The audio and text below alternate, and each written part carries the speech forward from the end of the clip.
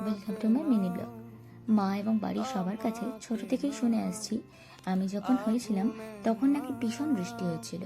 প্রতিবারের মতন এবারও তার অন্যথা হয়নি। এই দিনটা ছিল 2 আগস্ট, আমার জন্মদিন। অনেক প্ল্যান ছিল সেদিন, কিন্তু হঠাৎই মার শরীর খারাপ হওয়ায় সেদিন আর কিছু না করে সোজা নিউ টাউন থেকে হৃদয়পুরে বাড়িতে চলে যাই। দুপুরে খেয়ে দিয়ে ঘরে বসেছিলাম, ও মা, হঠাৎ দেখি ওনারা হাজির। কিন্তু ওরা জানতো না যে আমি এখানে আছি, তাই পুরোটাই আনএক্সপেক্টেড ছিল। হঠাৎই ফোন করে বলে, একটু বেরাও তো বাইরে। তারপর তো আমার জন্য এই সুন্দর কেকটার সাথে সাথে ঠিক মনে করে আমার মা বাবার জন্য একটা ফুল এনেছিল, কেননা ওরা জানতো আমার বাবা মার আজকে অ্যানিভার্সারি এই একই দিনে।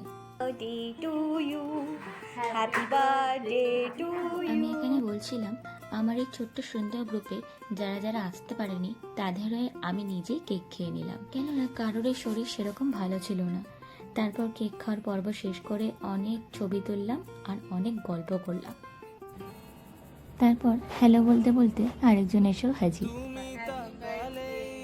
থ্যাংক ইউ দে আগে খাই আগে খোল, আগে কাট। খেয়ে দেখি বল না খুললে দেখবি কি করে? কি মুখে বল একটা ছোট গিফট আমার পোষাচ্ছে না, পরে বড় গিফট দিবি তো? ব্রাউনি? পরে একটু বড় গিফট দিবি তো? হ্যাঁ দেবো, এটা তোর গিফট না, এটা তোর ছুটি।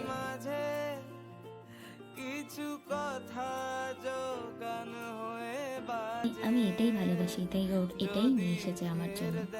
কখনো কখনো কোনো বড় জিনিস থেকে যে খুশিটা পাওয়া যায় না, ছোট একটা জিনিস বা ব্যবহার থেকেই সেই খুশিটা পাওয়া যায়। যেমন ওরা এসেছিল আনএক্সপেক্টেড ভাবে। Thank you. সুন্দর করে সাজিয়ে দেওয়ার পর বললো, নে এটা তুই এবার একাই কেটে ফেল। যেমন বলা তেমন কাজ, নিজে কেটে নিজেই খেয়ে ফেলেছি। এইভাবেই ওরা সারপ্রাইজ দিয়ে দিয়ে আমার জন্মদিনের বিকেলটা আরো সুন্দর করে তুলেছিল।